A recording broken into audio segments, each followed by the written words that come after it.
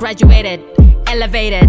Now it's my time to shine, yeah, let's go. Major moves, power moves, take it to the top one time non-stop.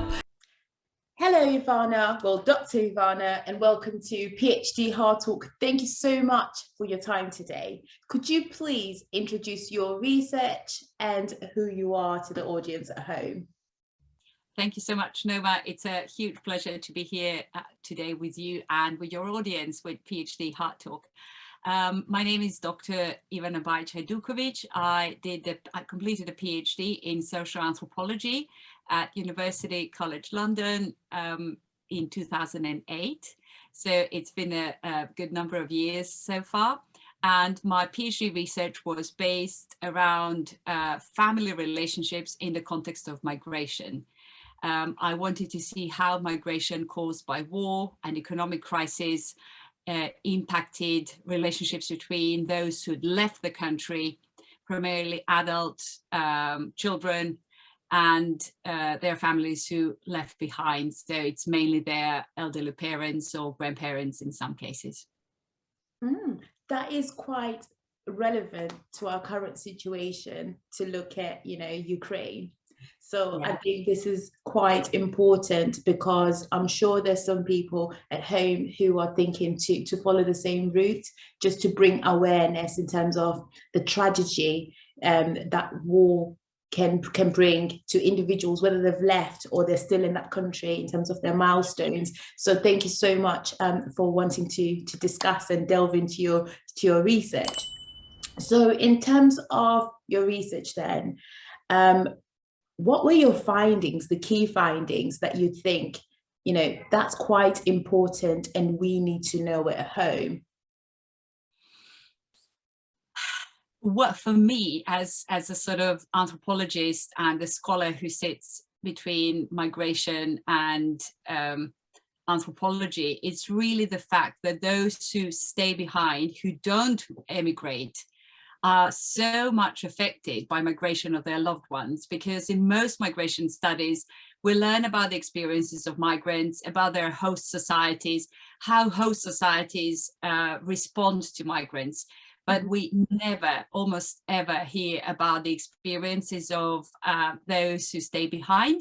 Mm-hmm. And in most cases, people who end up migrating are usually younger people who are more skilled, who have transferable skills, languages, oftentimes university degrees, who are generally just in good health and who have that ability to really make their life from scratch in the new place. Mm-hmm. And they have something to look forward to. They have that hope, they have a vision of who they want to be in the new place and who they want to sort of become. But those who are left behind, they're usually older, with poorer health, less economic, with sort of not in such a good economic situation, to put it that way. And usually they will use the last of their savings to help that generation to leave the country, and they will, take out the last bit of savings and give it to their sons or daughters to be able to start afresh in a new place. And they oftentimes end up living in really precarious conditions because they don't want to complain, they don't want to be a burden to their children abroad, and they just sort of buckle up and get on with things. For me, that was a huge revelation in my PhD, and it really alerted me to the fact that those who stay behind are under-researched in migration studies and generally sociology, anthropology, all of us who kind of work in that field.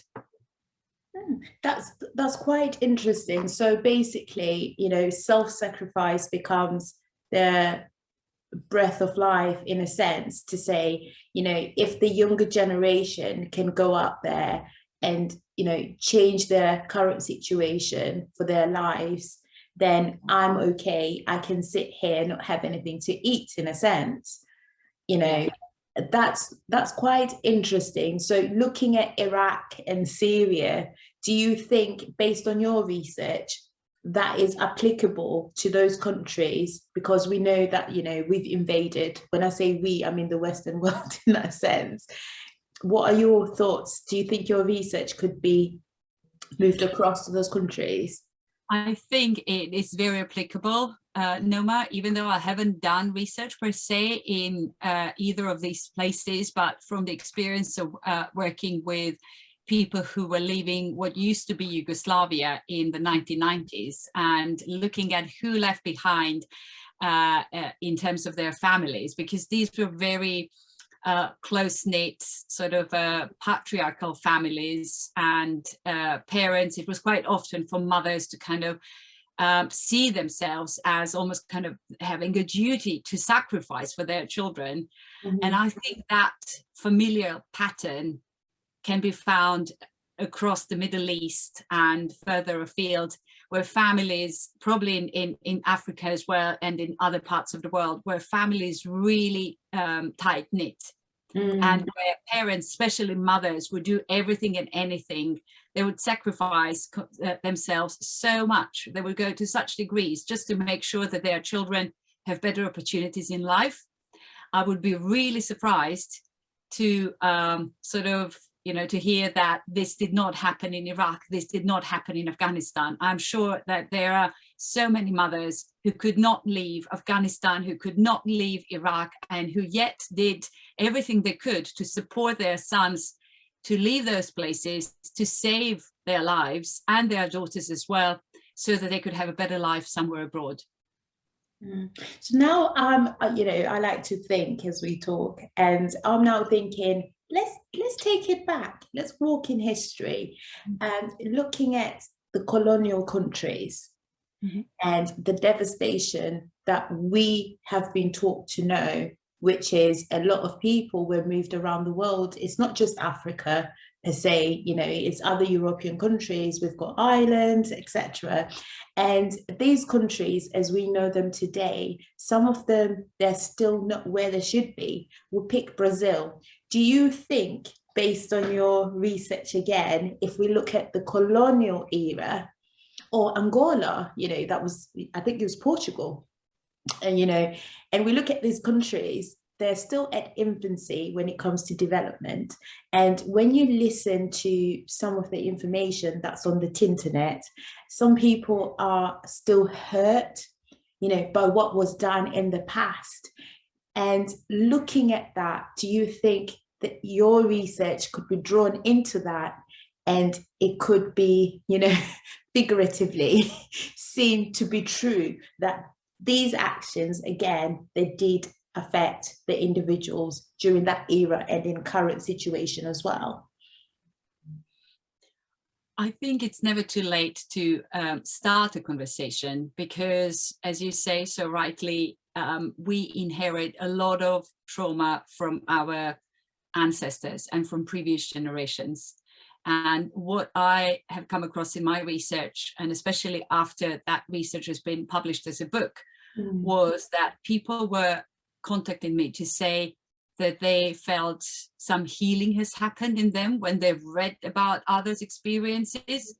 So I would say that for any part of the world and situation that had a traumatic impact on families and people in general, it is too late to write about that, to research that phenomenon, to try to publish it and to make it accessible to as many people as possible. Because in order to move forward, to move on, to create new space for new generation, we have to heal the past traumas. We do. And, you know, thank you so much for, you know, for explaining about that. So moving on to your book then, you know, based on your research, is your book about your research, or is it a new phenomenon that you know, you've just researched recently, or is it from your research findings? I would say about 60 to 70% of the contents in the book is from my PhD. But it is looking at the whole size of the PhD. It's probably just 1/2 of it. And I would love to come back to that, because I think that when we are doing PhD, we are always worrying we don't have enough data. And I've been there, and I think every PhD student, PhD student has been there at some point, worrying, I don't have enough data. I need more data. I need more time, to collect more data, more time in the field. And then when you start to write up, you realize, oh, there is so much data. What am I going to do with all this data? So for the purposes of writing a book, I actually only took 1/2 of that research. Yeah. And I added additional research that I did in the postdoc years. So after completing my PhD, so those kind of 1/2 of my PhD and some postdoc research are the foundation of my book. They complement each other. Mm-hmm. And the result is a book which doesn't speak necessarily to my colleagues, anthropologists, or just to students, but I really wanted to write a book that would speak to the people who I was writing about. Mm-hmm. I really wanted that book to be able, I wanted it to sort of be able, my mum, for example, to be able to read that book. So, and she definitely wasn't an expert in anthropology. Mm-hmm. So I just wanted to be accessible to everyone, regardless of their age, regardless of, whether they have academic background or not. Mm-hmm. It was really about giving something back to the community that I studied. Excellent. So how you've touched on your book. I know you've got your book. Could you please share with the audience, if you can lift it up so that they can see that? Right. So that's the book is titled "Can You Run Away from Sorrow?" And it came out. Yeah, I know it came out in 2020, late 2020, with Indiana University Press. And I have to say that this main title was, it came out of one of my interviews with one of the people that I was working with. She was citing a poem, and this is actually one of the verses from a poem. And a poem is a sort of almost like a dialogue between someone who had left Bosnia after the Second World War and his compatriot saying, oh, you left Bosnia and you forgot all about us. Mm. And then, the poet answers back, well, can you actually run away from sorrow? And this lady was quoting the poem because she shared part of that experience, and then her son shared that experience. So migration is something that kind of resonated very deeply with her. Mm-hmm. And when I was looking for a book title, I kind of tried a few ones, but then none of them kind of landed really beautifully. And because the book is quite emotional, I wanted a title that kind of really reveals, because it is a sad book. I'm not going to sort of lie. Mm-hmm. It's a book that kind of really makes you wonder, what happens with migration and who is affected. And it really is about heartbreak of those who leave and those who stay, because nothing really remains the same. Those who leave are probably, they have their new lives. Mm-hmm. They build their new, careers, their families somewhere abroad. But those who are kind of left behind, they miss their children. When they get, when grandchildren come into the picture, they miss those grandchildren. They miss the sort of the laughter and, that full house and, mm-hmm. And all of that, especially because this book is about a particular moment in time. And that was a decade filled with different wars in former Yugoslavia. So travel wasn't easy in different circumstances, in countries that are not ravaged by war or by economic crisis. Perhaps grandparents can travel, and that wouldn't be such a main issue. But for these lot in this book, it wasn't like that. These people could not really travel. They couldn't afford. They needed visas, because Serbia in the 1990s needed a visa for almost every single country in the world, and it was really difficult. And I could feel that heartbreak. While first researching, then while writing my dissertation. I was writing my PhD dissertation in the library, and I was crying all the time. I don't know what other people thought about me, like what was wrong with me, but it was quite, in hindsight, it was really sad. So I think the title is really matches the book. Yeah, I'm set here and I'm just thinking, we know of religious wars, we know of civil wars in terms of the Democratic Republic of Congo. I mean, they haven't really healed from the wars. It's stuff that we still see on the news. And, and I'm just thinking of Somalia.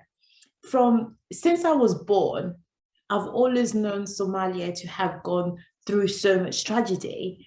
And I'm just now thinking your book is actually applicable to a wider audience in the sense of, as long as you've gone through affliction, because you can't really run away from sorrow. As we know, if you break up with your partner, you can move, to a different country. The pain's still there on your flight there. You're still thinking about it, essentially. So, I do agree your title is befitting of, the current situation, whether previous historical or current or future in that sense. So to move on then, I believe you've gone ahead, you've done your postdoc and parenthood and trying to balance everything. And I've had questions in, for example, people asking me, I'm doing my master's, my partner wants us to have a child, I want to do my PhD, I don't know if that will affect me. So how did you balance everything and how did you make your decisions? Because I always say, I have a dog. I haven't had any kids, so I don't think I'm qualified, literally, to advise on such, because all I know is a dog, and that's even hard for me. So if you could please go through how you made your decisions and where you are currently. Oh gosh, it's a great question, but it's a hard one, Noma, because I think that everyone's circumstances would be probably somewhat different. I had friends who had children as undergraduate students and then went through PhD with sort of getting, to their fourth child. And equally, I had friends who haven't had kids at all, and those who, so we all kind of decide, whether we want to have a family or start a family at different stages. I also was studying with someone who had a baby in the middle of their fieldwork in Mali, for example. And it kind of works out whatever you decide to do. And I don't think that a PhD as such should be a reason to say, oh, I'm not going to go ahead and marry so and so or have a child, if you really want to do something like that. And those circumstances are then influencing other decisions. In my case, I got married, I think around the same time when I defended my PhD. The two things almost happened at the same time. I think 3 weeks before my PhD viva, I actually got married. And so it almost kind of happened at the same time. And I knew very shortly afterwards that I got a 1-year postdoc in a different country. So my husband and I started our marriage. After first year of marriage, I went abroad. So we did this long distance relationship or marriage at the time. And I realized then that I wasn't really ready to carry on like that, because it was very common back then, and I'm sure it is common still nowadays, to be able to just jump on board and accept a postdoc wherever it comes up in the world. It was very common to move, for a couple of years or 1 year to one country, then you go to another country. And while I was doing that postdoc, that was in Italy, some of my colleagues even had babies, and they would see their partners once, I don't know, every few weeks. And it was really, it puts a lot of pressure on a relationship. And I decided back then that I wasn't really ready to carry on with this long distance marriage or relationship. So I decided to come back to where our home was, and that was in London in the UK. And we decided to start a family. And that was another reason, I wasn't really ready to accept a postdoc just anywhere or a job just anywhere. So I decided my family is here, and I will try to sort of fit my work into where I wanted to live. Many people will sort of go the other way around. They will just adjust their family to where their work is. So it really depends on the circumstances of a couple, I would say, and how you want to negotiate your family. I tried it. I kind of noticed that it wasn't the best thing for me and for us as a couple. And that was a decision that I had to sort of come to terms with. But I have to say that I wasn't really ready, because we were hoping to have one baby, and then we were blessed with twins. And that changes everything, from the sort of size and the space that you have available, to planning your career, to planning, to thinking what are you going to do with childcare. I was really shocked. I knew that childcare was expensive in the UK, but I just wasn't ready to sort of, I was really blown out of my, kind of shoes when I realized how expensive childcare was for twins. And in the end, I realized that, I wouldn't be able to earn enough to really cover the cost of childcare for 2 babies. So I then stayed at home for the first 2 or 3 years of my kid's life. And I was, in the meantime, I was trying to sort of write up a few articles, and I was all the time trying to I was working on my book and revising and applying for jobs as well. It's not that I didn't apply. And there is an interesting story which could be useful for the new generations coming out of the pipeline with PhDs. And that was my experience with applying for a job at one of the universities within London. At the job interview, I was asked a year after the sort of babies were born, how did I keep in touch with latest developments in my academic field? I was interviewed by 3 female professors.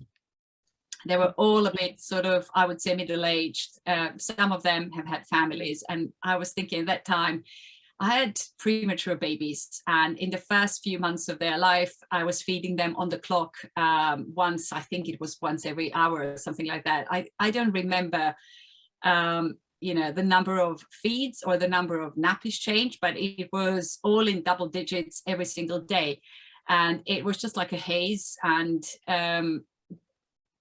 trying to answer the question how I kept in touch with my academic field, and my discipline after, you come out of that first year of motherhood, like so battered and bruised that, I was just thinking, but I'm still alive and I still want to work, like for me, it was almost like surviving, that was, joking aside, like, and I did say, like I published this and I published that, but it clearly wasn't enough.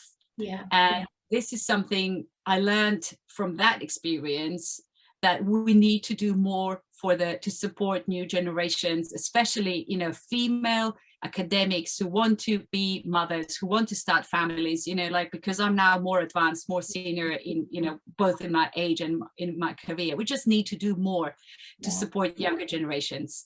And to be a bit more nourishing, more nurturing, and sort of not really ask them, when they are just coming out of the first year of their motherhood, like, so tell me, how many conferences did you attend in the past year?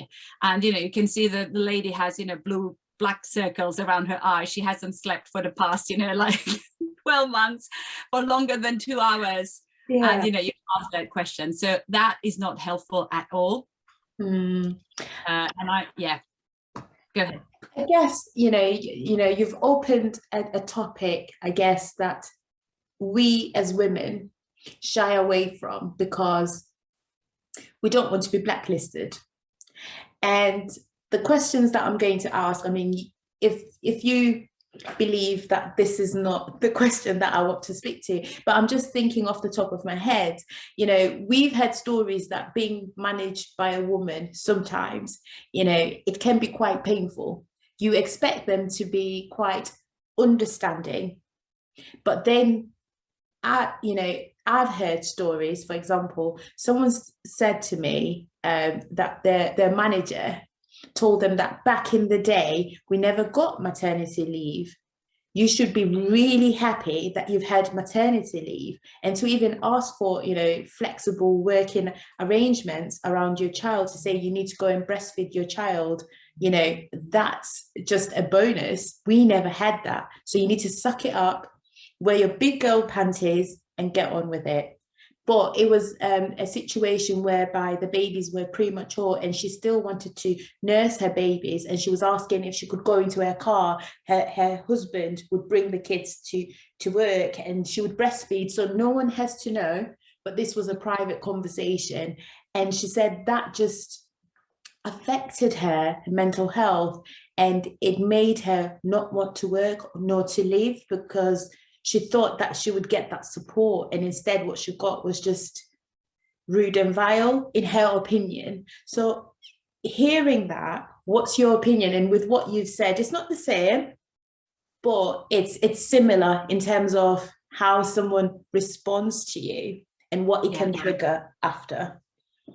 Exactly. I share the sentiment of the person that you described, because after that job interview, my response was, A, I don't want to work in this organization or with these people.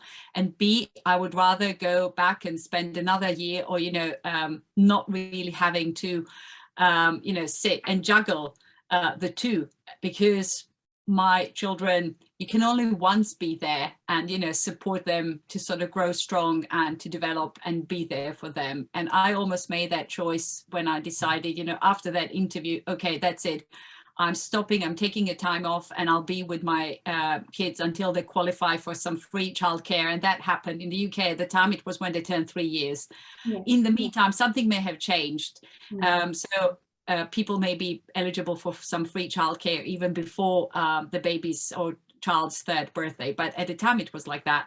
And I have to say that when I then went for the next big job interview, I was interviewed by a male colleague who, if I may say, did not have any he had a family, but he was gay, no children. And his response was, wow, you have twins and you still manage to publish this and this and this and to stay in touch, like with academia. This is really amazing.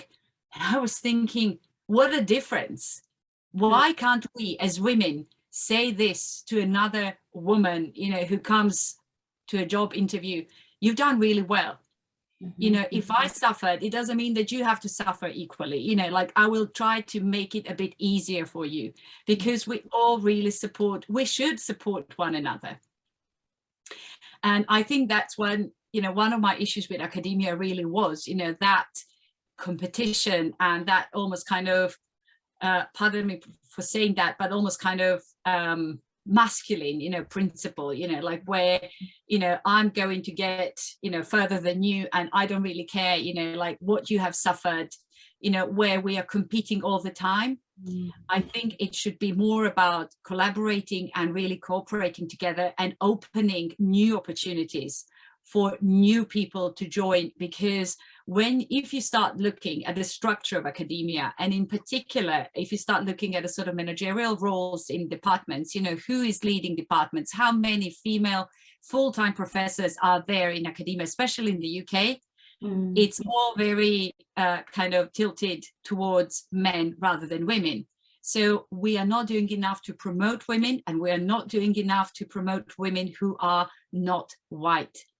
And I did a bit of research last year that in the whole of UK, I think there was only a handful of full-time professors in social anthropology who were not white. So Asian, African, any non-white background. So there isn't just enough. It's really system that is very closed, that is quite conservative. And I think, we need more opening, and kind of we need to be more receptive and to create more opportunities and more spaces for diversity across the board. So across, kind of not only having, kind of male, female, but also, women of color, women who are, of different ethnic backgrounds, to really make academia a bit more reflective of our world, rather than, curating something that is not really a reality of the world that we live in. Wow, that is quite interesting, in the sense of, based on what you've said from your research findings. So if you were to give advice to the different institutes that are there, and I'm speaking from a global standpoint, because if it's in the UK, I would like to think maybe in the US it's the same, maybe in Italy it's the same. What advice would you give these universities? I know we've got at the moment with the government here in England, they're pushing for this equity, BAME groups, etc. In my opinion, I think it pushes more stereotype when you put people into a box, because if we're already stereotyped against that race or races, we just put them into that box and we treat them in a special way, rather than seeing everybody as a global citizen and saying we empower all of us at the same time. That's my opinion. However, I would like to hear your viewpoint in terms of how universities can do better in terms of the institutes they themselves, not the people in them, because, you know, I think it's the policy writers as well that influence our thought process and how we see the world. What are your thoughts? There should be, I think, everyone who works at university should go through some training to just to explain, because many people will not be sensitive to any lack of diversity, because they will think, you know, like, but what's the problem? You know, like, I don't see any problem. You know, like if you speak to many members of staff, you know, like they won't see a problem. But, you know, when you're trying to get, you know, from the sort of, as a freshly kind of graduated PhD student, you're applying for jobs. You will start to encounter, you know, different sort of prejudices coming from older members of staff.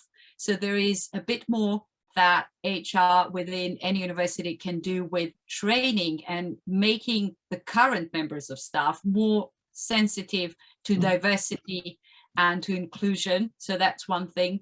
But also, I completely agree with you that people should not be labeled, and no one really looks at the mirror and thinks, you know, like, oh, you know, I'm, you know, this or that label. I'm not even going to use the label, you know, like we see ourselves as human beings, you know, like not as, you know, wearing this or that label. I never thought of myself, you know, when I look at myself in the mirror as, you know, being a bloody foreigner, even though I'm being labeled as such, you know, every now and then, or Eastern European, you know, or whatever.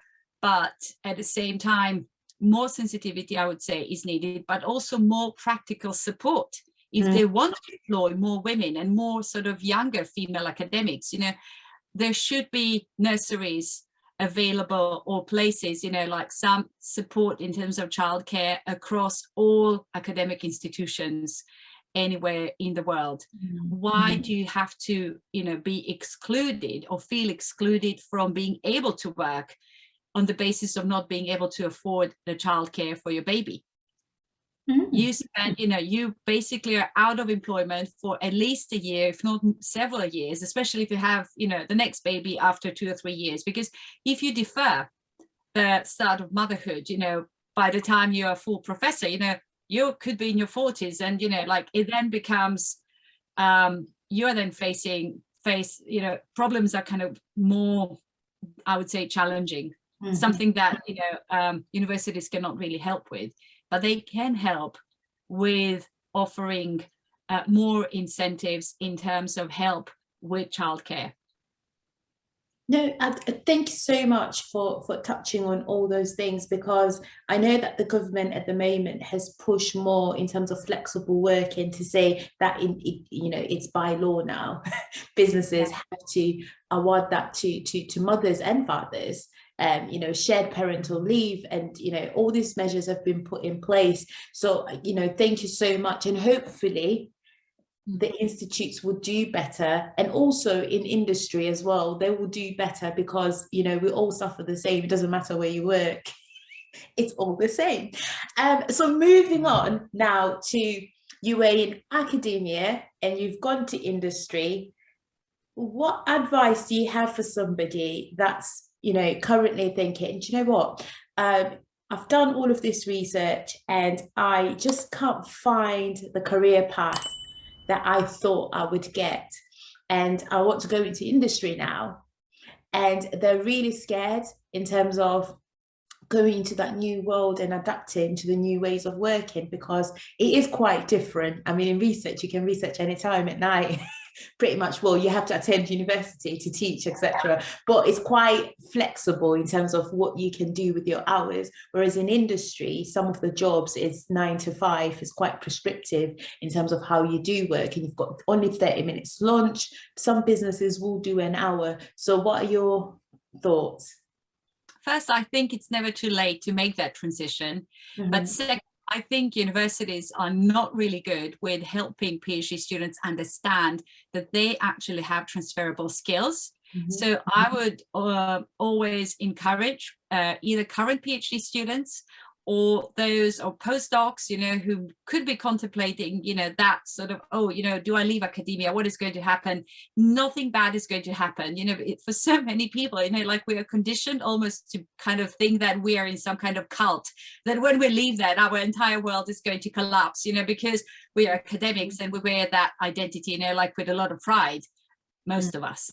But at the same time, you are still a very rich human being. You have so much to offer, and sit down and write your skills. What are the skills that you have achieved during your PhD process? Because there are many, and you can take your research skills, you can take your time management skills, and you can apply that across the board. A lot of employers will still employ PhD students through graduate schemes, depending on, you know, how long it has been since you graduated.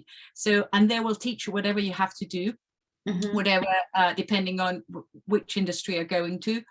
But I would say we need to believe that, yes, there is world outside academia, and you can probably, in terms of financial gains, you're probably better off actually leaving academia sooner rather than later. I'm sorry to say this, but if you start looking at salaries, what are the starting salaries of academia? They're not very tempting, to be honest. So you're probably better off, if you are thinking about long-term goals and stability and everything else, try your career path outside academia, I would say.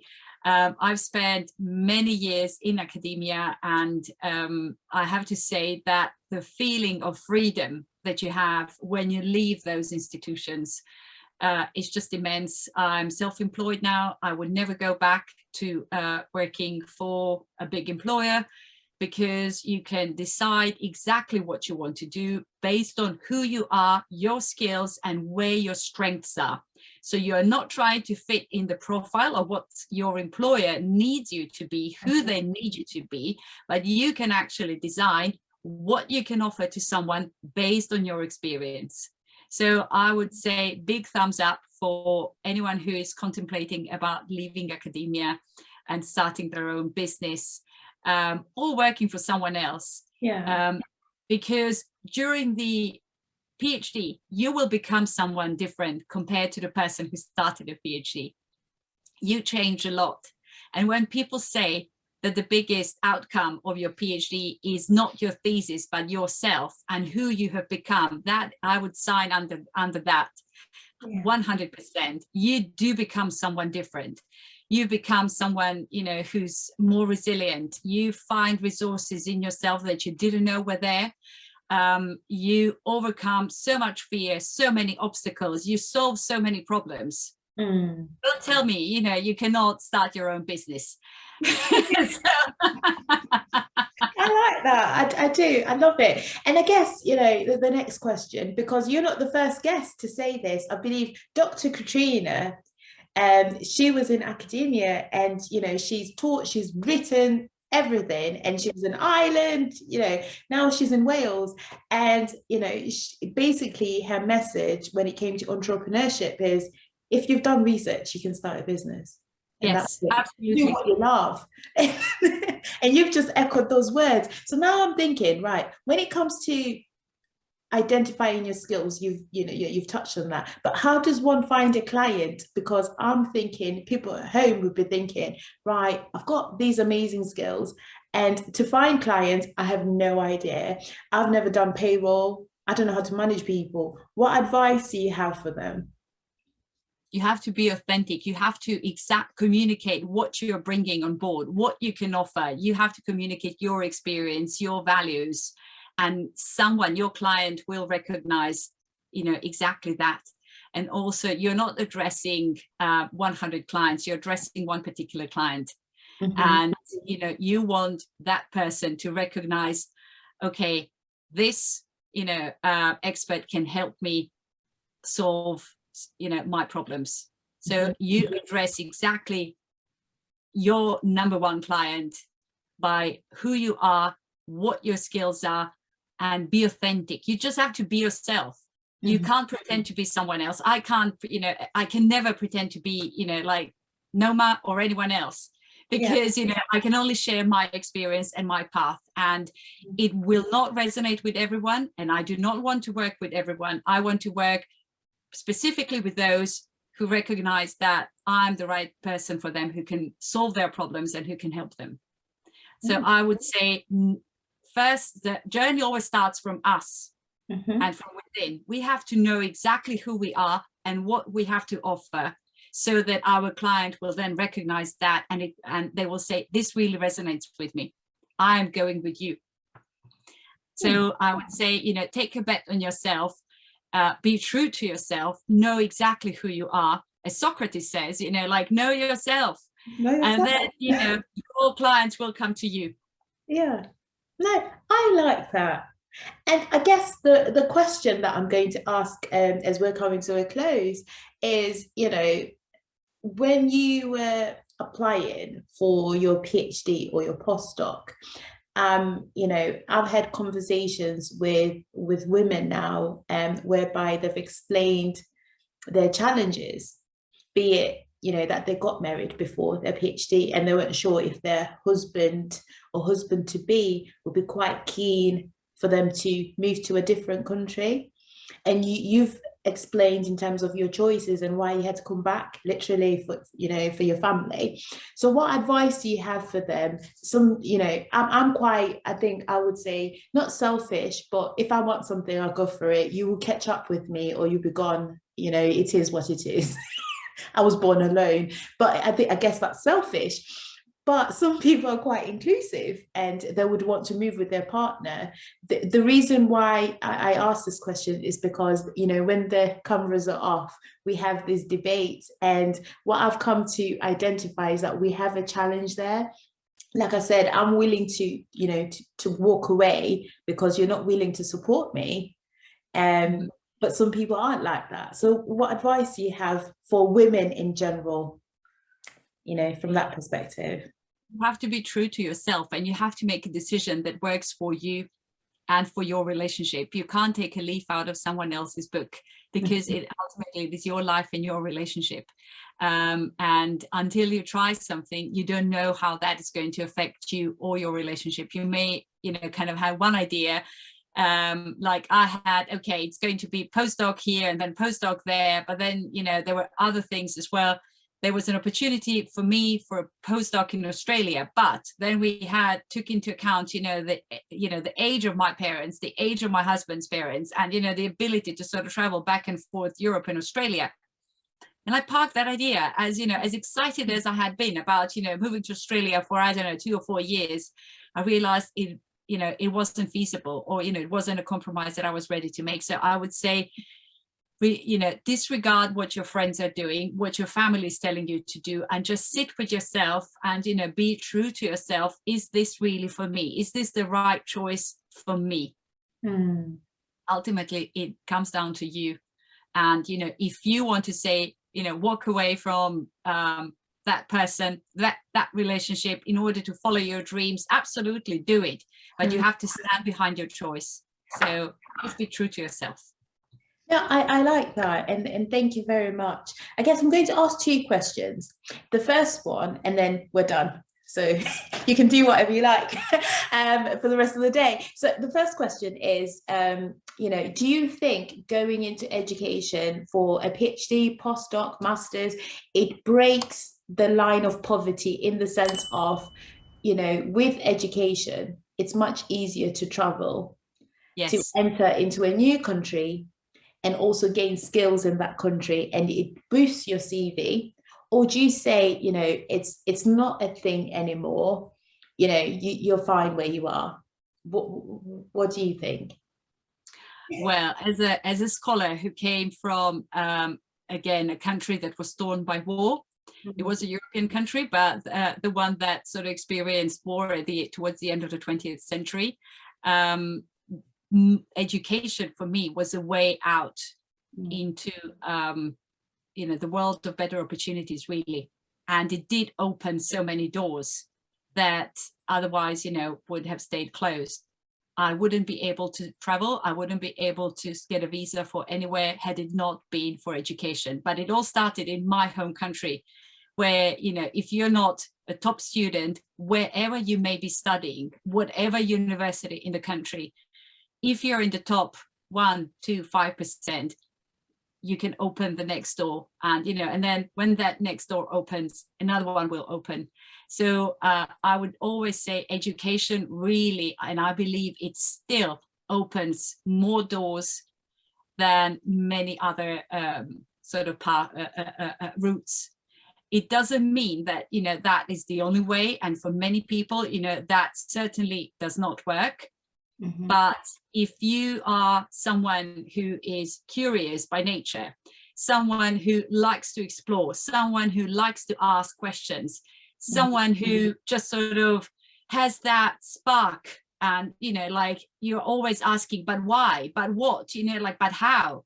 Mm-hmm. Definitely education is, you know, something that is going to propel you and open so many doors and opportunities.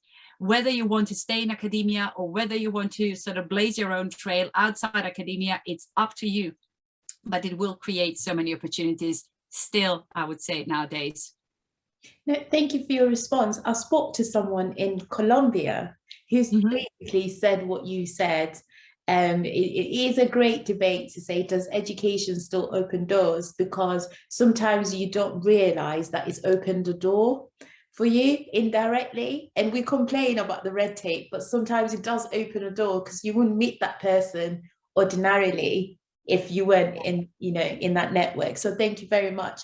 The last question, you'd be glad to know, is, do you think that PhD Hard Talk is benefiting research, individuals in research, and also the wider community? Or do you think, Noma, pack it up, it's done, you know, leave it? Noma, keep working. I know you're working very hard, but it definitely is amazing. What you're doing is, you know, is amazing. I wish that you'd been around, you know, years ago when I was a PhD student. You know, I don't know what I would do, you know, to be able to hear all this wealth, because we all bring our different experiences, and some of it will resonate with someone, not with everyone, not all of it, you know, but some of it will land, and that really can transform people's lives. Reassurance to know that A, you are not alone, B, that, you know, those things, I wanted to say something rude, but I stopped myself, you know, that awful things can happen, you know, to anyone, and that, you know, there is always a way out. So what you're doing is absolutely amazing. So thank you so much for PhD Hard Talk. And, you know, I watch it. I love watching it. And I'm sure that, you know, your audience across the world is appreciative of everything that you do. I'm very grateful.